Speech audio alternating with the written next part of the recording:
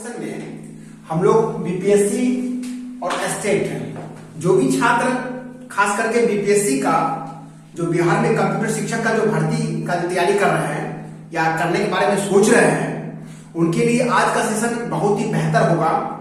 और जो भी छात्र खास करके पूरे बिहार में एस्टेट की तैयारी कर रहे हैं या करना चाह रहे हैं उसके लिए भी आज का सेशन बहुत ही इंपॉर्टेंट है, क्योंकि आज बहुत ही इंपॉर्टेंट क्वेश्चन का कलेक्शन हम लोग लाए हैं, जैसा कि हम लोग स्क्रीन पर देख रहे हैं। और हम लोग का जो है 7वां दिन का क्लास है बीपीएससी और एस्टेट से संबंधित। तो इसमें जो भी इंपॉर्टेंट टॉपिक है उससे हम लोग क्वेश्चन का कलेक्शन किए हैं, ताकि जो भी छात्र बीपीएससी के एग्जाम में बैठेंगे या एस्टेट के एग्जाम में बैठेंगे उन्हें किसी प्रकार की कोई दिक्कत नहीं हो। अब हम लोग वन बाय वन सभी क्वेश्चन को डिस्कशन करते हैं कंसेप्ट के साथ, ताकि क्वेश्चन आंसर प्रोसेस से जो है उनका कंसेप्ट भी क्लियर हो जाए और कहीं से कोई प्रकार की दिक्कत नहीं हो। अब हम लोग फर्स्ट क्वेश्चन को समझते हैं। लिखा हुआ है CPU interact directly with which memory to perform read and write operation. बहुत ही इंपॉर्टेंट क्वेश्चन है। यहां पर कह रहा है CPU interact directly with which memory to perform read and write operation. आपको बता दें, जैसे मान लीजिए कोई भी फाइल या कोई भी सॉफ्टवेयर या कोई भी प्रोग्राम सेव करने के बाद तो हार्ड डिस्क में चला जाता है। तो हार्ड डिस्क में जो स्टोर रहता है उसको जो हम लोग ओपन करते हैं तो रैम उसको एक्सेस करता है। जैसे कोई फाइल को हम लोग ओपन किए हार्ड डिस्क से, वो रैम में आया और रैम क्या करता है उसको सीपीयू प्रोसेस करता है। जैसे मान लीजिए यहां हम लोग का हार्ड डिस्क है, ये रैम है, ये हम लोग का सीपीयू है, ये रैम है और ये हम लोग का हार्ड डिस्क है। तो कोई भी फाइल या फोल्डर हम लोग का जो है स्टोर जो होता है वो हार्ड डिस्क में रहता है। हम लोग कुछ भी हार्ड डिस्क से ओपन करते हैं तो रैम एक्सेस करता है उसको, और रैम एक्सेस करता है और प्रोसेस करने का कौन करता है? सीपीयू करता है, जिसका पूरा नाम क्या होता है? Central processing unit. ठीक है, तो आप लोग को बता दे यहां पर कह रहा है सीपीयू इंटरैक्ट डायरेक्टली। सीपीयू जो है डायरेक्टली जो इंटरैक्ट करता है रीड राइट ऑपरेशन के लिए किससे करता है? वो हार्ड डिस्क से करता है या रैम से करता है? तो वो रैम से करता है। ठीक है, तो आप जस्ट आप लोग समझ रहे हैं यहां पर। तो ये सीपीयू डायरेक्ट इंटरैक्ट जो हार्ड डिस्क से नहीं करता है वो रैम से करता है, इसलिए इसका सही पहला ऑप्शन इसमें दिया है सेकेंडरी मेमोरी। सेकेंडरी मेमोरी आप लोग समझ ही रहे हैं, लास्ट क्लास में आप लोग को बताए थे सेकेंडरी मेमोरी का एग्जांपल और समझाए भी आप लोग को थे। सेकेंडरी मेमोरी मींस क्या हुआ? जैसे मान लीजिए कोई फाइल को जो हम लोग सेव करते हैं तो सेव करने के बाद वो सेकेंडरी मेमोरी में चला जाता है, और जब तक सेव नहीं करेंगे तब तक वो रैम में ही रहता है, मींस प्राइमरी मेमोरी में ही रहता है। ठीक है, प्राइमरी मेमोरी का एग्जांपल आपको बताए थे रैम है, जिसको मेन मेमोरी भी कहते हैं। सेकेंडरी मेमोरी का एग्जांपल आप लोग को बताए थे, जैसे मान लीजिए हार्ड डिस्क हो गया, पेन ड्राइव हो गया, ठीक है, फ्लॉपी डिस्क हो गया, समझ रहे हैं ना आप लोग, सीडी हो गया, ये सब सेकेंडरी मेमोरी का एग्जांपल है। दूसरा ऑप्शन दिया है प्राइमरी मेमोरी, तीसरा दिया है कंट्रोल यूनिट, चौथा दिया है मोर, पांचवा नन। आपको बता दे जस्ट समझाए हैं यहाँ पर आप लोग को CPU interact directly with which memory. CPU किससे डायरेक्ट इंटरैक्ट करता है? रैम से। रैम को क्या बोलते हैं? रैम का दूसरा नाम लास्ट क्लास में बताए थे आप लोग को, क्या होता है? रैम का दूसरा नाम होता है प्राइमरी मेमोरी या मेन मेमोरी। तो यहाँ पर सही आंसर क्या होगा? इसका सही आंसर होगा प्राइमरी मेमोरी। ठीक है, इस तरह से क्वेश्चन नंबर 1 का सही जवाब जो है बी होगा। जो भी छात्र अगर बनाए होंगे जिसका आंसर बी होगा वो बिल्कुल सही जवाब है। अब क्वेश्चन नंबर 2 को बनाइए, मन आप लोग बनाइए इसका आंसर क्या होगा। उसके बाद समझाने के बाद आप लोग मिलाइएगा कि आप लोग का कंसेप्ट क्या है। ठीक है, क्वेश्चन नंबर 2 कहता है which shortcut key is used to switch between open tab in most web browser. यहां पर देखिए वेब ब्राउज़र का कंसेप्ट है, टैब क्या होता है, वेब ब्राउज़र क्या होता है। जैसा कि आपको हम बता दें, कभी कभी एग्जाम में पूछता है कि मोस्ट कॉमन वेब ब्राउज़र का नाम, जैसा कि आपको बता दें, जैसे गूगल क्रोम हो गया, मोजिला फायरफॉक्स हो गया, ओपेरा हो गया, ये सब क्या है? वेब ब्राउज़र का एग्जांपल हो गया। तो जब भी मान लीजिए हम लोग गूगल क्रोम को ओपन कर लिए, गूगल क्रोम को ओपन करने के बाद उसमें जैसे मान लीजिए कोई हम लोग वेबसाइट को ओपन कर लिए, मान लीजिए पहला वेबसाइट हम लोग ओपन कर लिए रिजल्ट भारत, दूसरा ओपन कर लिए गूगल खोल लिए, तीसरा में यूट्यूब खोल लिए, पांचवा में फेसबुक खोल लिए। इट मीन 5 को टैब ओपन कर लिए। 5 को टैब में इसमें क्वेश्चन में क्या कर रहा है, कुछ shortcut key is use to switch between open tab. जैसे मान लीजिए हम लोग क्या किए, आपको बता देते हैं। जैसे मान लीजिए यहां पर हम लोग क्या किए, पहले तो गूगल क्रोम को ओपन कर लिए। गूगल क्रोम में क्या किए, पहला जो टैब में जो है हम लोग क्या किए, रिजल्ट भारत खोल लिए, दूसरा टैब में यूट्यूब खोल लिए, तीसरा टैब में हम लोग मान लीजिए फेसबुक खोल लिए, ठीक है। चौथा टैब में हम लोग मान लीजिए गूगल को ही ओपन कर लिए, ठीक है। अगर हम लोग मान लीजिए यहां पर रिजल्ट भारत टैब है, ये यूट्यूब का टैब है, ये फेसबुक का टैब है, ये गूगल का टैब है, तो जैसे मान लीजिए अभी हम लोग का अभी जो करेंट जो है हम लोग का टैब अभी मान लीजिए रिजल्ट भारत में है, और हम लोग चाहते हैं यूट्यूब के टैब में चले जाए तुरंत चले जाए, फेसबुक के टैब में तुरंत चले जाए, गूगल के टैब में। तो इसको एक्सेस करने के लिए इसका शॉर्टकट की क्या होता है, पहला ऑप्शन दिया है इसमें कंट्रोल टी, दूसरा दिया है कंट्रोल डब्ल्यू, तीसरा दिया है कंट्रोल प्लस टैब, चौथा दिया है मोड, पांचवा दिया है नन। आपको बता दे कंट्रोल डब्ल्यू से जैसे मान लीजिए कोई भी फाइल ओपन है उसको हम लोग क्लोज करने का काम करते हैं कंट्रोल डब्ल्यू से।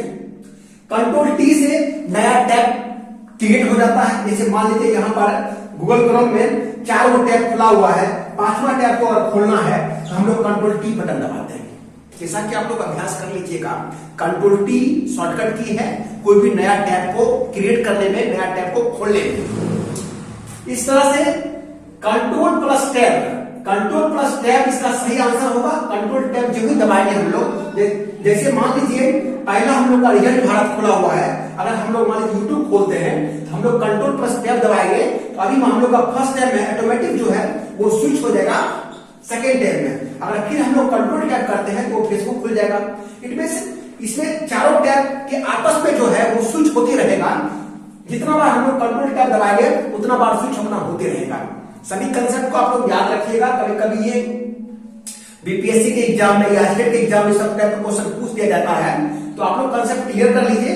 पहला कंसेप्ट हम लोग का ये रहा, कंट्रोल प्लस टी दबाने से क्या होता है, नया टैब हम लोग कोई भी वेब ब्राउजर में क्रिएट कर सकते हैं या ओपन कर सकते हैं।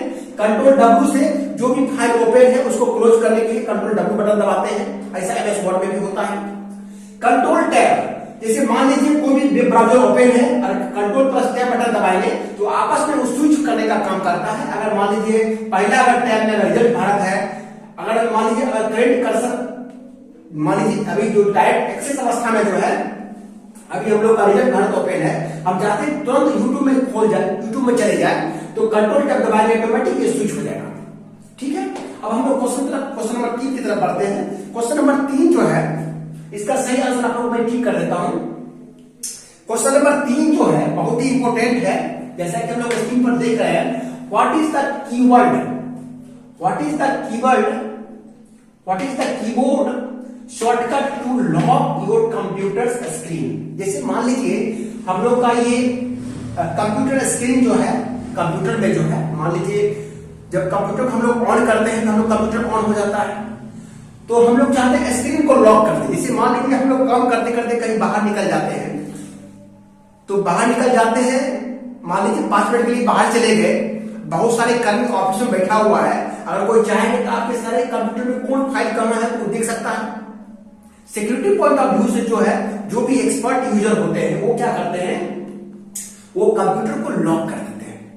इससे क्या होगा, अगर आपका कंप्यूटर पासवर्ड प्रोटेक्टेड है तो लॉक करने के बाद जो है वो पासवर्ड मांगेगा। जो भी व्यक्ति अगर मान लीजिए अनऑथराइज्ड पर्सन है, आप कहीं बाहर चले गए, ठीक है ना, अगर 5-10 मिनट के लिए बाहर चले गए, अगर कोई रूम में जो है वहां पर 4-5-10 स्टूडेंट है या यूजर है, अगर चाहेगा आपके कंप्यूटर को एक्सेस करना तो जो भी अगर मान लीजिए वहां पर क्लिक करेंगे या माउस से क्लिक करके एंटर बटन कीबोर्ड से दबाएंगे तो वहां पर पासवर्ड मांगेगा। अगर वो पासवर्ड डालेगा तभी कंप्यूटर में कोई फाइल को एक्सेस कर सकता है, अन्यथा वो नहीं कर सकता। तो स्क्रीन को लॉक जो है किस चीज से किया जाता है, यहां पर कहा है क्वेश्चन में, what is the keyboard shortcut to lock your computer screen. Computer screen को लॉक करने के लिए शॉर्टकट की क्या है, ये बहुत ही इंपॉर्टेंट चीज है जो सभी छात्र छात्राओं को जो भी कंप्यूटर पर पूछ लेता है। पहला ऑप्शन दिया है control plus alt plus delete, दूसरा दिया है विंडो प्लस एल, तीसरा दिया है alt plus shift plus escape, चौथा दिया है मोड, पांचवा दिया है नन। आपको बता दे, जैसे मान लीजिए हम लोग कंप्यूटर पर जो काम कर रहे हैं, जब कंप्यूटर में कंट्रोल अल्ट डिलीट बटन दबाते हैं तो task manager dialog box open होता है कंट्रोल अल्ट डिलीट से, ठीक है।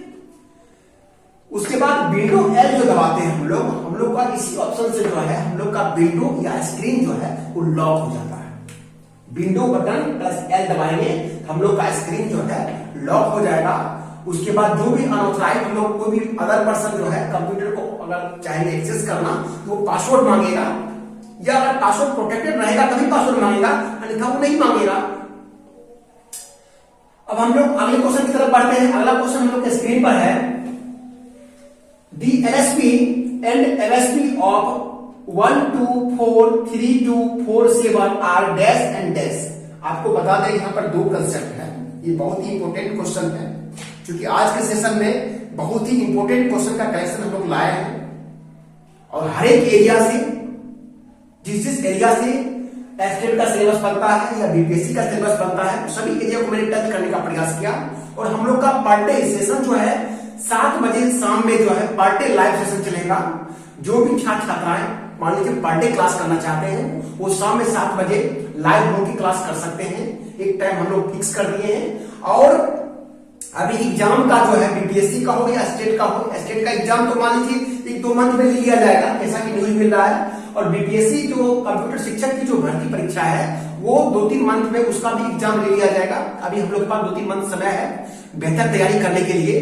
जो भी और चूंकि आप लोग को बता दे, क्योंकि अभी फिलहाल जो है 4.0 का जो बीपीएससी का एग्जाम होगा उसमें लगभग 70 से 80 हजार के आसपास जो है कंप्यूटर शिक्षक की बहाली होगा।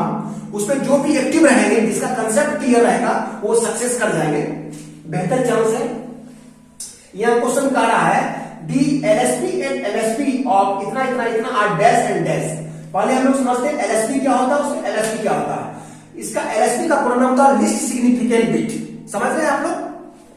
और एमएसपी का पूरा नाम क्या होता है, मोस्ट सिग्निफिकेंट बिट। आपको बता दे यहां पर लिस्ट सिग्निफिकेंट बिट जो होता है right most bit, right most bit जो होता है वो लिस्ट सिग्निफिकेंट बिट होता है। और लेफ्ट मोस्ट बिट जो होता है वो क्या होता है बताइए, ये होता है मोस्ट सिग्निफिकेंट बिट। माने ये राइट साइड में जो होता है राइट मोस्ट बिट जो होता है उसको लिस्ट सिग्निफिकेंट बिट बोलते हैं, माने एलएसबी बोलते हैं। और जो लेफ्ट मोस्ट बिट जो होता है उसको क्या बोलते हैं, एमएसबी बोलते हैं। आपको बता दें इसका सही आंसर जो है कह रहा है the least significant bit and most significant bit of इतना इतना इतना। पहले लिस्ट सिग्निफिकेंट बिट कौन सा होगा, तो इसका सही आंसर 7 होगा पहला। उसके बाद मोस्ट सिग्निफिकेंट बिट क्या होगा, तो 1 होगा। 7 1 जिसमें आंसर होगा उसका सही आंसर क्या होगा, ऑप्शन नंबर सी। ठीक है, हम लोग कंसेप्ट को रूप में याद रखेंगे। इसमें जो कोई भी अगर मान लीजिए संख्या दिया रहेगा, अगर मान लीजिए लिस्ट सिग्निफिकेंट बिट मानेगा, लिस्ट माने यही से मान इकाई दहाई सैकड़ा हजार 10,000 लाख 10 लाख, ठीक है। तो राइट मोस्ट बिट जो होता है वो एलएसबी कहलाता है। इस कंसेप्ट को याद रखिएगा, राइट मोस्ट बिट क्या कहलाता है, एलएसबी। और लेफ्ट मोस्ट बिट जो क्या कहलाता है, एमएसबी। इस कंसेप्ट को सभी छात्र छात्राएं याद रखेंगे, या जो भी एग्जाम की तैयारी कर रहे हैं, जो भी कंप्यूटर विभाग के हायर लेवल एग्जाम की तैयारी कर रहे हैं, उसके लिए आज का सेशन बहुत ही बेहतर है। आप लोग इसको देखिए समझिए। अब हम लोग क्वेश्चन नंबर 5 को समझते हैं, दी टूज कम्प्लीमेंट। ये बहुत ही इंपॉर्टेंट क्वेश्चन है क्योंकि हम लोग हर एरिया को टच करने का प्रयास किए। जो भी छात्र अगर बनाना चाह रहे हैं मने मन बना के देखिए बनता है कि नहीं। दी टूज कम्प्लीमेंट ऑफ 15 इज, इसको हम लोग को समझा देते हैं कैसे बनेगा क्वेश्चन। टूज कम्प्लीमेंट ऑफ 15 निकालने के लिए जैसे मान लीजिए डेसिमल में है, पहले हम लोग क्या करेंगे, इसको समझ रहे हैं आप लोग, पहले इसको क्या करेंगे, बाइनरी में कन्वर्ट कर लेंगे। टूज कम्प्लीमेंट ऑफ 15 इज, पहले 15 को हम लोग बाइनरी में कन्वर्ट कर लेंगे। उसके बाद हम लोग वंस कम्प्लीमेंट निकालेंगे। वंस कंप्लीमेंट निकालने के बाद उसमें एक जोड़ देंगे, क्या होता है, वो टूज कंप्लीमेंट हो जाता है। आपको समझा दे कि बहुत ही इंपॉर्टेंट क्वेश्चन है। एक क्वेश्चन को समझा देते हैं, आप लोग उसी आधार पर अपना अभ्यास कर लीजिएगा, ठीक है।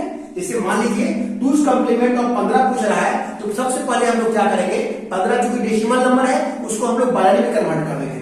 तो कैसे करते हैं बाइनरी कन्वर्ट, 15 का आधा कितना होता है, बोलिए, 15 का आधा 7 होता है, 7 का आधा कितना होता है, 3.5 होता है, 3.5 नहीं लिखना है, हल्का कम लिखना है, 3 लिखेंगे। 3 का आधा कितना होता है, 1.5 नहीं लिखेंगे, हम लोग 1 लिखेंगे। और इसमें आप लोग को बता दे, डेसिमल से बाइनरी जो कन्वर्ट करते हैं उसका एक ट्रिक होता है, जो भी अगर मान लीजिए विषम संख्या होता है उसके सामने हम लोग 1 लिखते हैं और सम संख्या राजस्थान क्या लिखते हैं, 0 लिखते हैं। आपको बता दे 15 जो है विषम संख्या है इसलिए हम लोग 1 लिखेंगे, 7 जो है विषम संख्या 1 लिखेंगे, और 3 जो विषम संख्या 1 लिखेंगे और नीचे वाले को छोड़ देंगे। उसके बाद हम लोग क्या करते हैं, इस तरह से रिवर्स ऑर्डर में लिख देते हैं, ठीक है। तो इसका क्या हो जाएगा, 1 1 1 1, यानी 15 जो है, जो हम लोग का 15 जो डेसिमल नंबर में है उसका बाइनरी वैल्यू कितना हो जाएगा, 1 1 1 1, 4 1 हो गया। तो हम लोग ये निकाल लिए। उसके बाद आपको बताते हैं टूज कंप्लीमेंट निकालने का तरीका क्या होता है। कोई भी संख्या का टूज कंप्लीमेंट निकालने के लिए पहले उस संख्या को हम लोग बाइनरी में कन्वर्ट कर दिए, उसके बाद इसको क्या करेंगे, इसका हम लोग वंस कंप्लीमेंट निकालेंगे, ठीक है। कोई भी बाइनरी नंबर का वंस कंप्लीमेंट क्या होगा, जस्ट इसका उल्टा हो जाएगा। तो हम लोग इसका देख रहे हैं, तो क्या इसका वंस कंप्लीमेंट कितना हो जाएगा, वंस कंप्लीमेंट आपको बता दे 1 1 1 है, इसका क्या हो जाएगा 0 0 0 0, यानी कोई भी बाइनरी नंबर का वंस कंप्लीमेंट जस्ट उल्टा हो जाता है। इस ट्रिक को सब लोग याद रखेंगे, ताकि इस टाइप का कोई भी प्रश्न पूछेगा, चाहे स्टेट की परीक्षा हो या बीपीएससी का एग्जाम हो या कंप्यूटर डिपार्टमेंट का कोई भी हायर लेवल का एग्जाम हो या नॉर्मल लेवल का एग्जाम हो, कंसेप्ट क्लियर रहेगा तो आप लोग बना दीजिएगा। तो सबसे पहले हम लोग क्या करेंगे, कोई भी डेसिमल नंबर का जो है उसका टूज कंप्लीमेंट निकालने के लिए उस डेसिमल नंबर को पहले हम लोग बाइनरी में कन्वर्ट कर देंगे। बाइनरी में कन्वर्ट कितना हुआ, 1 1 1 1, माने 4 1 हुआ। अब उसके बाद हम लोग क्या करेंगे, वंस कंप्लीमेंट निकालेंगे। वंस कंप्लीमेंट निकालने का क्या फॉर्मूला है, यानी कोई भी बाइनरी नंबर को हम लोग जस्ट उल्टा कर देंगे। अगर यहां पर 0 रहता तो 1 करते, 1 है तो 0 करेंगे। इसका वंस कंप्लीमेंट निकाल दिए। अब टूज कंप्लीमेंट निकालने का क्या तरीका होता है, वंस कंप्लीमेंट में 1 जोड़ दो। अब हम लोग क्या करेंगे, इसमें 1 जोड़ देंगे। आपको बता दे 0 1 1 1 हो जाएगा, इसका 0 इसका 0 इसका 0, यानी टूज कंप्लीमेंट जो है इतना हो गया, ठीक है। इसका सही आंसर कौन सा है, देखिए टूज कंप्लीमेंट ऑफ 15 इज, देखिए option number B is the correct answer, ठीक है। इस तरह से हम लोग टूज कंप्लीमेंट निकालना आज के सेशन में सीखे हैं। अब हम लोग आगे कंसेप्ट को समझते हैं। अगला क्वेश्चन हम लोग के स्क्रीन पर है, which of the following is non linear data structure. अब हम लोग आगे कंसेप्ट को समझते हैं, नॉन लीनियर डेटा स्ट्रक्चर क्या है, which of the following is non linear data structure. आप लोग को बता दे स्टैक जो है लीनियर डेटा स्ट्रक्चर है, लिंक लिस्ट या लिस्ट, आप लोग को बता दें, कंफ्यूज मत कीजिएगा, लिस्ट बोलिए या लिंक लिस्ट बोलिए, दोनों नाम सेम है। लिंक लिस्ट या लिस्ट जो है ये भी लीनियर डेटा स्ट्रक्चर है। स्ट्रिंग भी जो है ये भी लीनियर डेटा स्ट्रक्चर है, क्योंकि आपको बता देते हैं स्ट्रिंग जो होता है नंबर ऑफ अल्फाबेट होता है। Number of alphabet means array, 1 dimensional string होगा, 1 डायमेंशनल एरे में इसमें जाएगा, ये भी लीनियर में चला जाएगा। और ट्री जो है ये नॉन लीनियर डेटा स्ट्रक्चर होता है। इसका और एग्जांपल है ग्राफ, वो भी नॉन लीनियर डेटा स्ट्रक्चर है। तो आपको इसका सही आंसर जो है ऑप्शन नंबर डी जो है होगा। अब हम लोग आगे क्वेश्चन को समझते हैं। अगला क्वेश्चन हम लोग का स्क्रीन पर है, what protocol is used to assign IP address automatically to devices on a internet. इसमें कौन सा व्हाट प्रोटोकॉल, ये सब प्रोटोकॉल है। आपको बता दे जिसके अंत में पी देख रहे हैं वो सब प्रोटोकॉल है, ठीक है। What protocol is used to assign IP address automatically, ये इसमें से कौन सा प्रोटोकॉल जो है जो आईपी एड्रेस को ऑटोमेटिकली असाइन करता है। तो पहला आपको बता दे HTTP है, इसका पूरा नाम क्या होता है, हाइपर टेक्स्ट ट्रांसफर प्रोटोकॉल। दूसरा क्या है, एफटीपी, जो फाइल जो है इंटरनेट पर भेजने का काम करता है, इसका प्रोग्राम क्या होता है, फाइल ट्रांसफर प्रोटोकॉल, कभी कभी ये भी एग्जाम में पूछ देता है। तीसरा है डीएचसीपी, इसका प्रोग्राम क्या होता है, बोलिए, डायनेमिक होस्ट कॉन्फ़िगरेशन प्रोटोकॉल। और ऑप्शन डी में है मोड, ऑप्शन ई में है नन। आपको बता दे, ऑप्शन ए जो है एचटीटीपी है, ये वेब पेज से रिलेटेड है, क्योंकि क्वेश्चन कह रहा है what protocol is used to assign IP address automatically. कौन सा प्रोटोकॉल जो है आईपी एड्रेस ऑटोमेटिकली असाइन करता है। आपको बता दे, इसका सही आंसर जो होगा डीएचसीपी होगा, जिसका पूरा नाम क्या होता है, डायनेमिक होस्ट कॉन्फ़िगरेशन प्रोटोकॉल। ठीक है, क्योंकि एफटीपी तो फाइल ट्रांसफर करने का काम करता है प्रोटोकॉल, और एचटीटीपी जो है इंटरनेट पर वेब पेज को जो है एक्सेस करने का काम करता है, इसलिए इसका सही आंसर ऑप्शन नंबर सी होगा। सभी लोग याद रखेंगे इस कंसेप्ट को, ये बहुत ही इंपॉर्टेंट क्वेश्चन है। इस तरह से सभी एरिया के क्वेश्चन जो है समझने के बाद जो है एक बेहतर पकड़ बन जाएगा।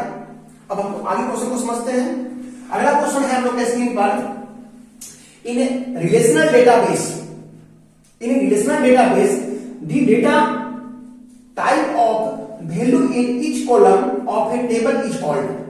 अब देखिए, इन रिलेशनल डेटाबेस की डेटा टाइप ऑफ वैल्यू जो होता है, यहां पर एक एट्रीब्यूट है, दूसरा डोमेन है, तीसरा रिलेशन है, चौथा मोड है, पांचवा नन है।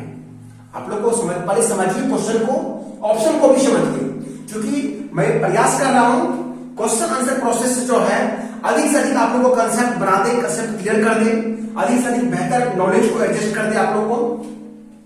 एट्रीब्यूट क्या होता है, एट्रीब्यूट जो होता है, जैसे मान लीजिए कोई भी टेबल में जो है, आपको बता दे,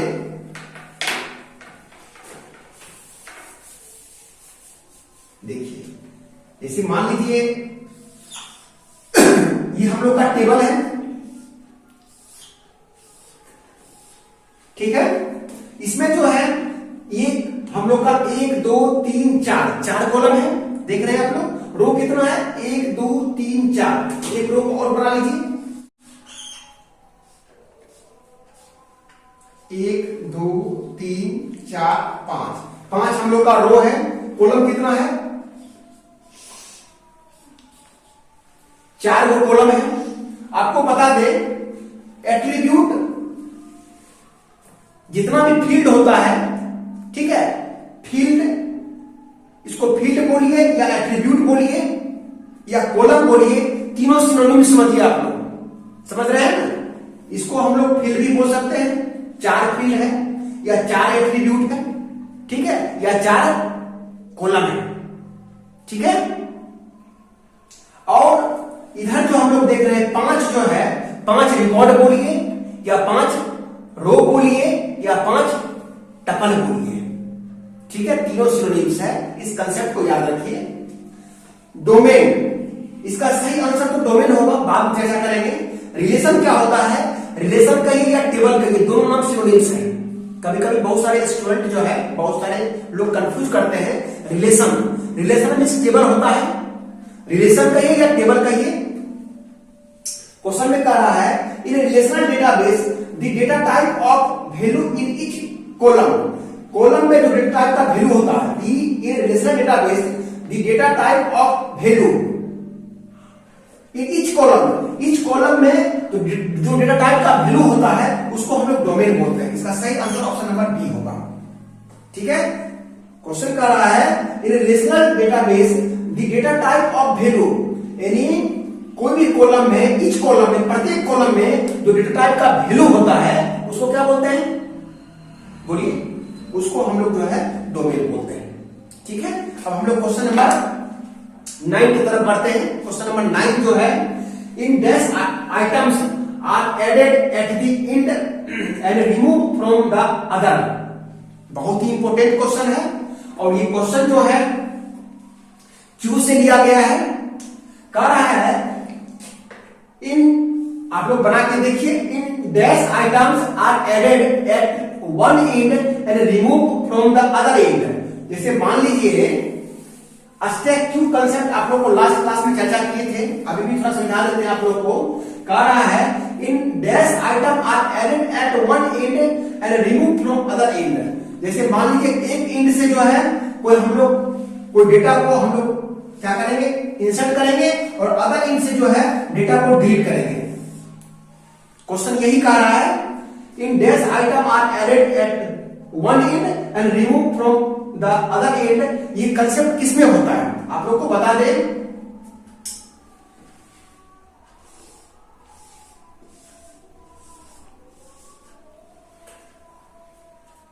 देखिए 1 2 3 4 5 6 7 आपको बता दें स्टैक में जो है कोई भी डेटा हम लोग इंसर्ट और डिलीट एक ही इंड से करते हैं।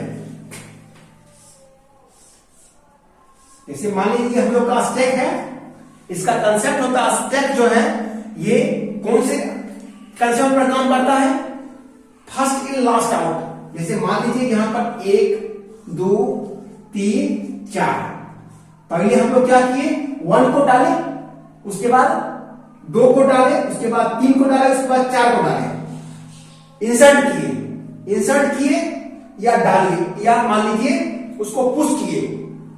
स्टैक में जो है कोई भी डेटा को हम लोग इंसर्ट करते हैं उसको टेक्निकली रूप से जो है उसका जो टर्म होता है उसको पुश बोलते हैं। अगर हम लोग स्टैक को कोई चीज को डिलीट करते हैं या रिमूव करते हैं उसको हम लोग पॉप बोलते हैं। क्योंकि दो ऑपरेशन होता है स्टैक में, पहला क्या होता है पुश और दूसरा पॉप, ठीक है।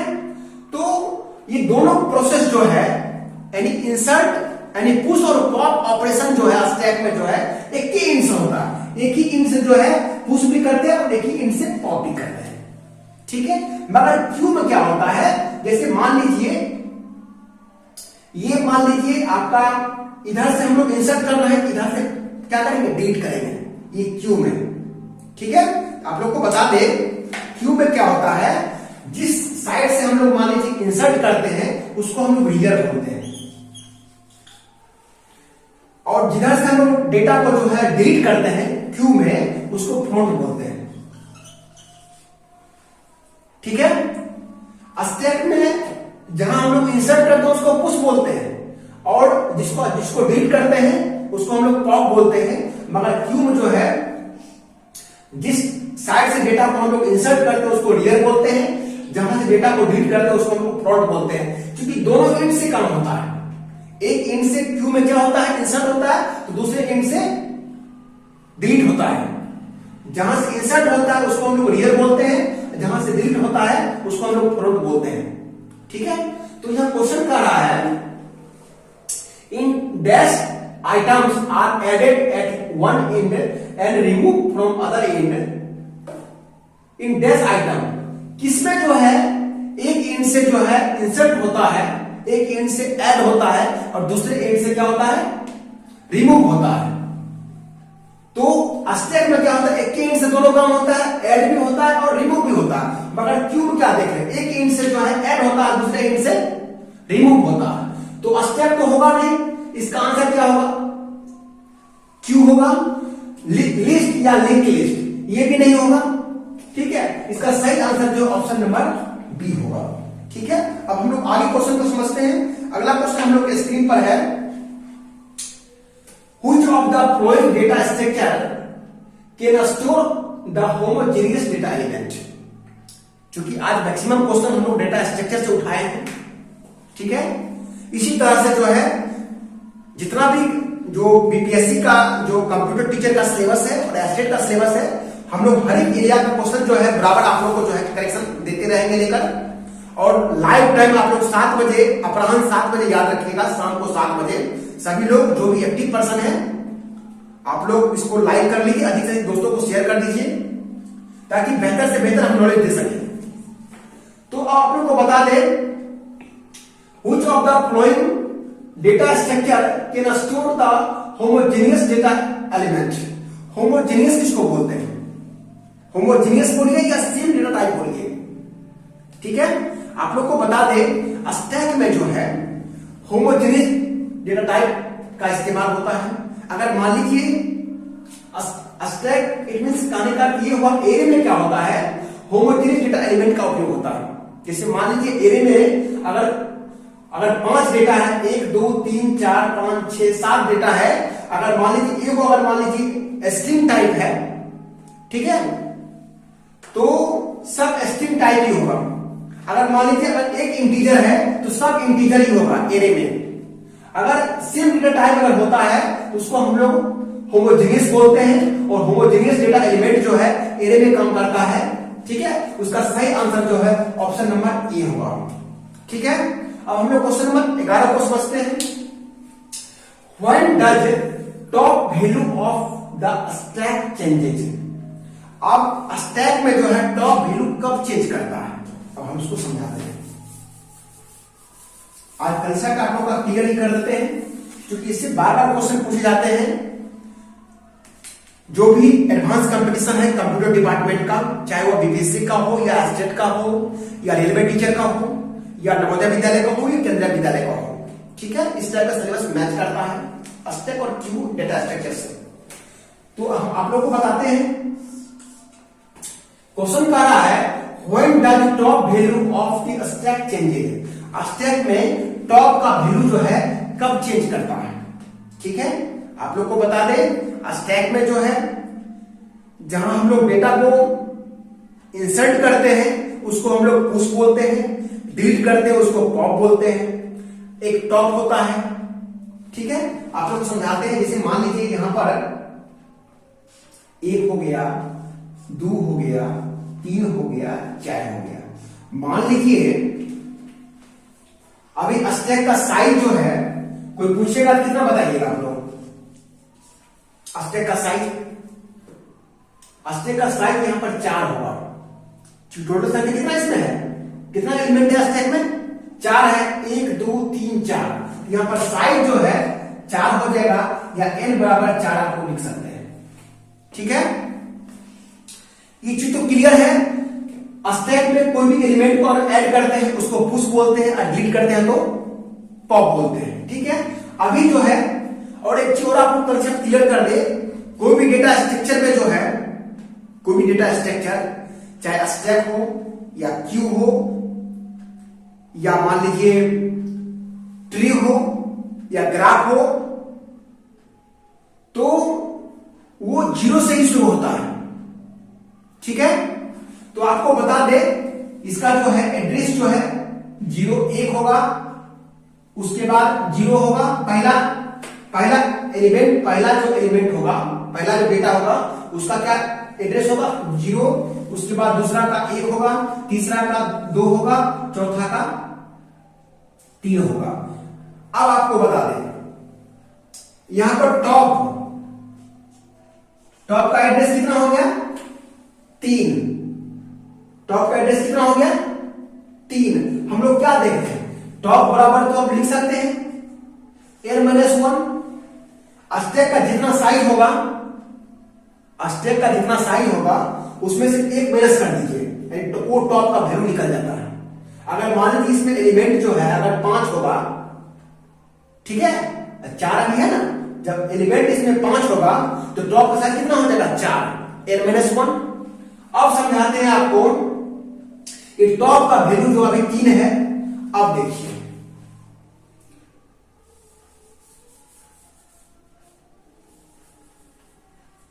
अभी जो है यहां पर 1 को इंसर्ट किए हैं, अभी टॉप का वैल्यू कितना है, टॉप का वैल्यू 0 है, ठीक है। अगर मान लीजिए यहां पर एक और एलिमेंट को ऐड कर दिए, टॉप का वैल्यू कितना हो गया 1 हो गया। एक और एलिमेंट को ऐड कर दिए, टॉप का वैल्यू कितना हो गया 2 हो गया। एक एलिमेंट को ऐड कर दिए, तो हम लोग क्या देख रहे हैं, जब एलिमेंट को ऐड करते हैं, समझ रहे हो ना, जब हम लोग स्टैक में कोई एलिमेंट को ऐड करते हैं तो टॉप का पोजीशन बदल रहा है। अब मान लीजिए एक और एलिमेंट को हम लोग ऐड कर रहे हैं तो टॉप वैल्यू कितना हो जाएगा 3। एक और एलिमेंट को ऐड करेंगे तो टॉप वैल्यू कितना हो जाएगा 3 है 4 हो जाएगा। अब 4 कैसे हो गया, क्योंकि एलिमेंट कितना है 1 2 3 4 5।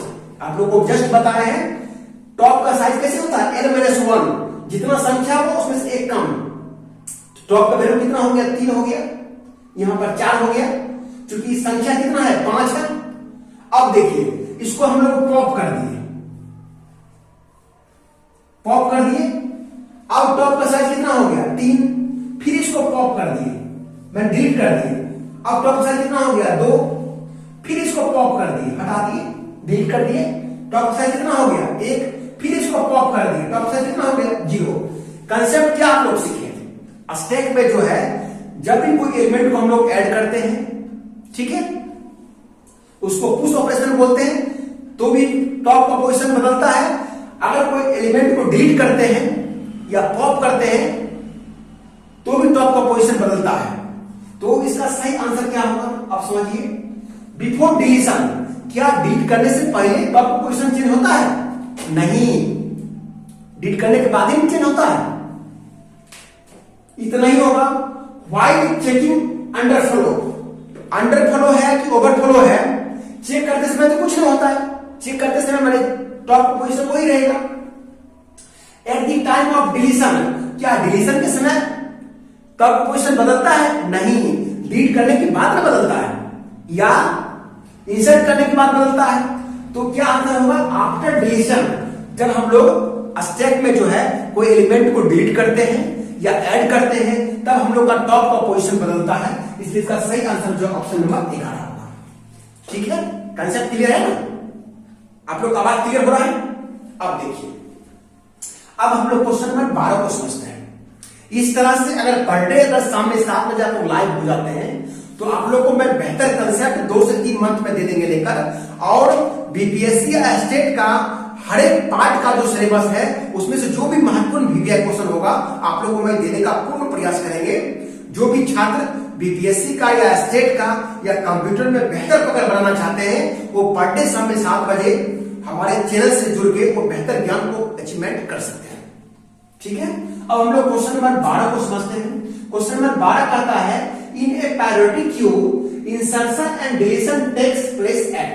पैरिटी क्यू में जो है आप लोगों को पता है जस्ट अभी क्यू में क्या होता है, एक इंड से इंसर्शन होता है, दूसरे इंड से डिलीशन होता है। जो एक इंड से जो इंसर्शन होता है उसको हम लोग क्या बोलते हैं रियर, और दूसरे इंड से जो डिलीशन होता है उसको क्या बोलते हैं फ्रंट।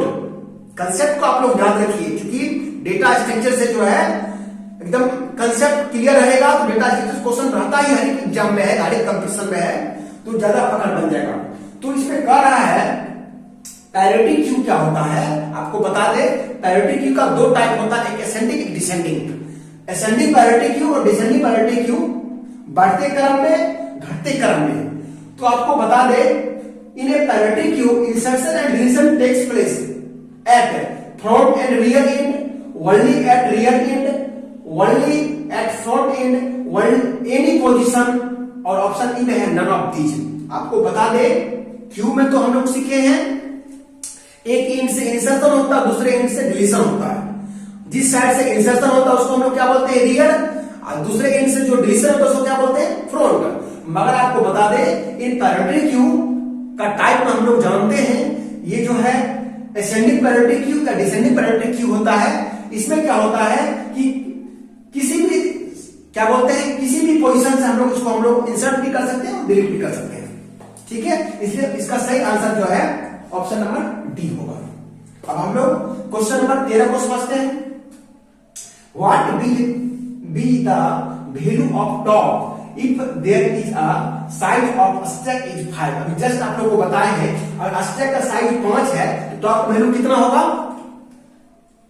n-1। जस्ट आप लोग को बताएंगे यहां पर what will be the value of top. Top का वैल्यू क्या होगा अगर स्टैक का साइज जो है 5 दिया हुआ है, माने n बराबर जब 5 है तो टॉप बराबर कितना हो जाएगा n-1। ठीक है, तो इसका सही आंसर क्या हो जाएगा 4। 4 कहां पर लिखा हुआ है 4, option number C is the correct answer. अगर मान लीजिए स्टैक में जो है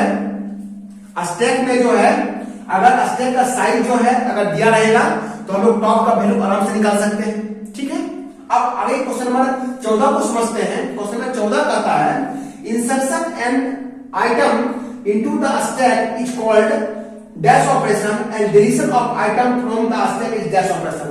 जस्ट आप लोगों को बता रहे हैं, लास्ट क्लास में आप लोगों को समझाए थे स्टैक में जिधर से हम लोग डेटा को इंसर्ट करते हैं, ठीक है, जैसे मान लीजिए ये हम लोग का स्टैक है, ठीक है।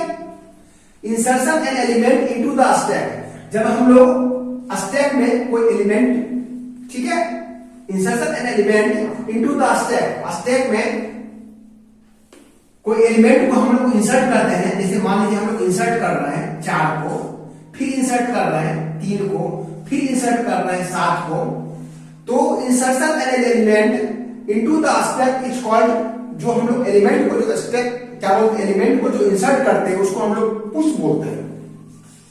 अभी जस्ट समझाए।